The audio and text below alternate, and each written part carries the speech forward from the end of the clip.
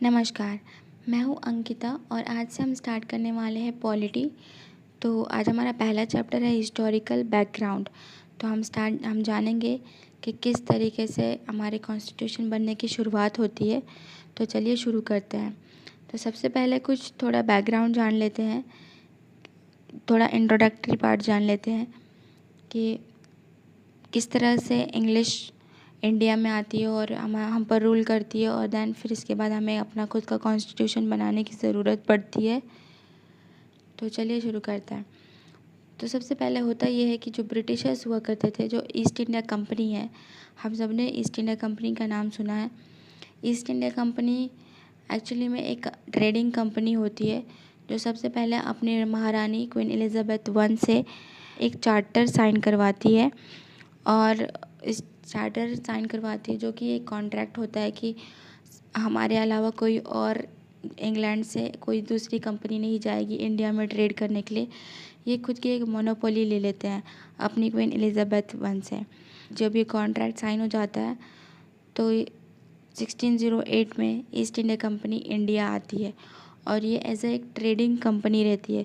इनका काम रहता है सिर्फ ट्रेड करना, सामान लेना, इंडिया से ख़रीदना और यूरोप में जाकर बेचना, सिर्फ यही काम रहता है। लेकिन आते आते होता क्या है कि जो कंपनी ऑफिशियल्स रहते हैं, ये धीरे धीरे जो लोकल रूलर्स रहते हैं उनको टैक्स पे नहीं करते हैं, जिसकी वजह से उनके बीच में कॉन्फ्लिक्ट होता है।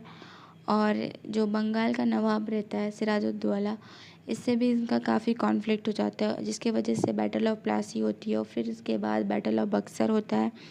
बैटल ऑफ बक्सर 1764 में होता है, जिसके बाद से बैटल ऑफ बक्सर जो नवाब से वो हार जाते हैं। इसके बाद फिर 1765 में क्या होता है कि एक ट्रीटी साइन होती है, जिसकी वजह से इनको दीवानी राइट्स मिल जाती है।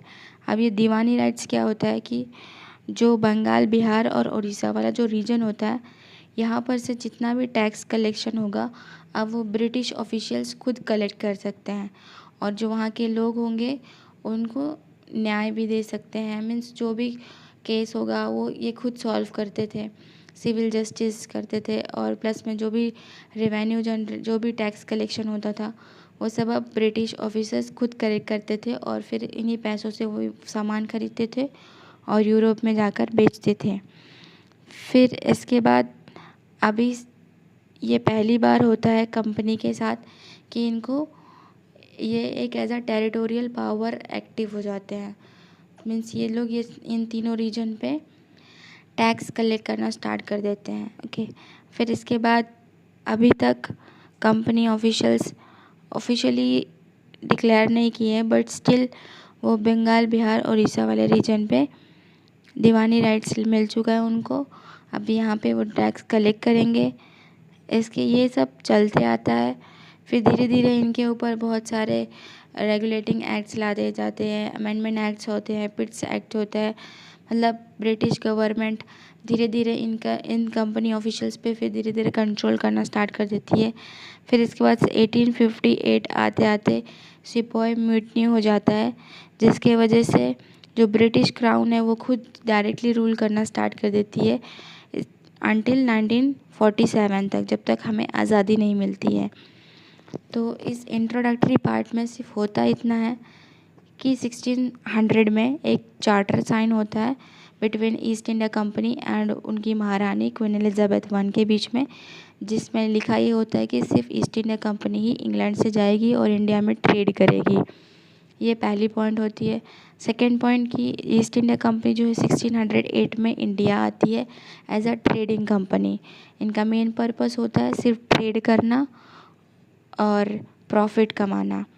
फिर इसके बाद धीरे धीरे ये कंपनी ऑफिशियल्स जो होते हैं ये लोकल रूलर्स के साथ बदतमीज़ी करने लगते हैं, उन्हें टैक्स नहीं पे करते हैं और उनके साथ उल्टा सीधा बिहेव करते हैं, जिसके वजह से कॉन्फ्लिक्ट अराइज होता है लोकल रूलर्स के बीच में। ये बैटल का रूप ले लेता है, जिसमें बैटल ऑफ प्लासी होता है। फिर इसके बाद बैटल ऑफ बक्सर होता है। Battle of Buxar main battle हो जाता है क्योंकि इस टाइम पे जो ब्रिटिश ऑफिसर्स थे वो जीत जाते हैं और इनको 1765 में दीवानी राइट्स मिल जाता है, दीवानी राइट्स मिलने की वजह से क्या होता है कि बंगाल, बिहार और उड़ीसा वाला जो रीजन होता है, अब यहाँ पर से ये लोग खुद टैक्स कलेक्ट करने लग जाते हैं। ये first time as a territorial power active हो जाते हैं। फिर इसके बाद ये इन तीनों रीजन पे कंट्रोल करना स्टार्ट कर देते हैं। अब ये धीरे धीरे और भी रीजन्स पे कंट्रोल स्टार्ट करेंगे। फिर धीरे धीरे इनका और पावर बढ़ते जाता है और ये कंट्रोल करते जाते हैं। फिर इसके बाद जो ब्रिटिश क्राउन है, इन्हें खुद इस कंपनी पे कंट्रोल करना पड़ता है। तो वो धीरे धीरे रेगुलेटिंग एक्ट्स ये सब लेकर आते हैं इस कंपनी को कंट्रोल करने के लिए। फिर ऐसा चलते रहता है। फिर इसके बाद हो जाता है कि 1858 आता है, जिसमें सिपोय म्यूटनी हो जाती है। जिसके बाद जो ब्रिटिश गवर्नमेंट है, ये खुद रूल करना स्टार्ट कर देती है डायरेक्टली इंडिया में। तब तक रूल करती है जब तक हमें आज़ादी नहीं मिल जाती 1947 को। 47 तक ब्रिटिश रूल करती है फिर इसके बाद हमारे ऊपर। तो 1946 में एक कॉन्स्टिट्यूएंट असेंबली, काफ़ी लड़ाई लड़ने के बाद quit India movement, civil disobedient movement, ये सारे इंडिया वाले लॉन्च करते हैं। फिर ये सब बहुत चलता रहता है। इसके बाद 1946 का एक टाइम आता है जिसमें एक कॉन्स्टिट्यूएंट असेंबली बनती है कि हमें अपना खुद का कॉन्स्टिट्यूशन बनाना है।